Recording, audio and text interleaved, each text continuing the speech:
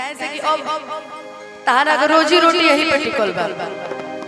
अब हम केहू के कुछ ना कह चाहे केहू भी हो बढ़िया चढ़ाई तब वो बढ़िया बा बाउर चढ़ाई तब वो बाउ निमने बने हमरा खातिर बाकी कार्यक्रम के शुरुआत कइल जाओ एगो बड़ा सुंदर भजन से ओकरा बाद प्रीति आई बड़ी अनुष्का आई बड़ी कार्यक्रम होत रहे।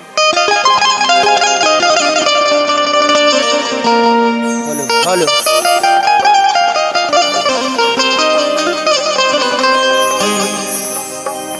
ये देख कर राम जी को जनक नंदनी की बात में वो खड़ी रह गई ही राम देखे सिया राम को कि चारों अखियां लड़ी रह गई राम जी को जनक नंदनी देख कर राम जी को जनक नंदनी में वो खड़ी रह गई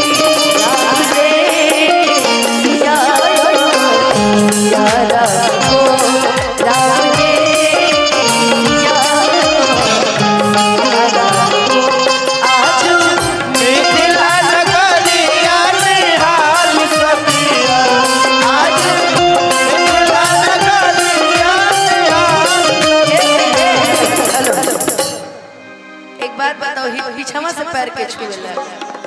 हम पीछे घूमे तो पीछवा से पैर छू लेबे चल खूब बड़ा हो जा खूब आगे बढ़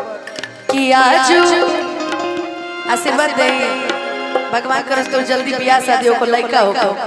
कि आजू मिथिला नगरिया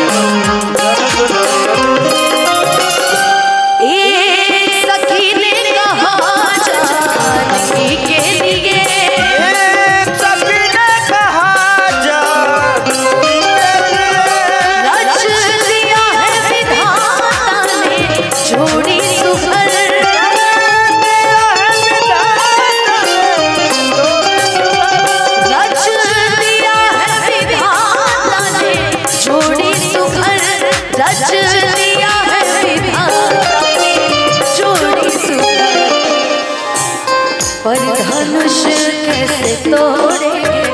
कोमल कोमल पर धनुष कैसे तोड़ेंगे कोमल कोमल शंका बनी रह गई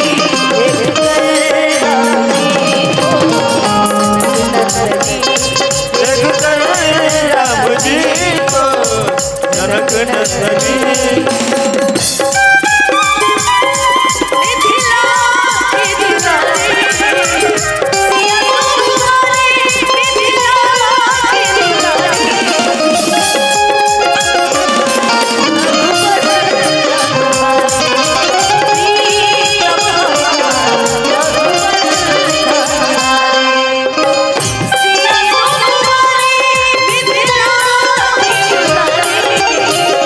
Yeah.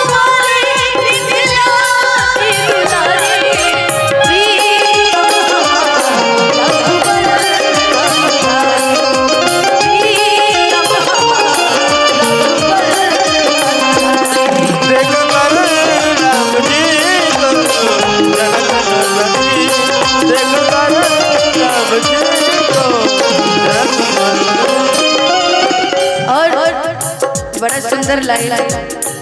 कि आदमी धरती पर कोनो कोना में भटक ले गोलू कहीं रह साथ में बियाह शादी वही जो होला जहां ऊपर वाला जोड़ी लिख के भेजे लाख आदमी अपन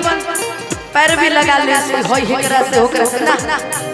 जहां ऊपर वाला लिखले होई भले ही साउथ अफ्रीका में काहे ना लिखले हो वही जब बियाह हो वीर आएंगे यहाँ पर खड़े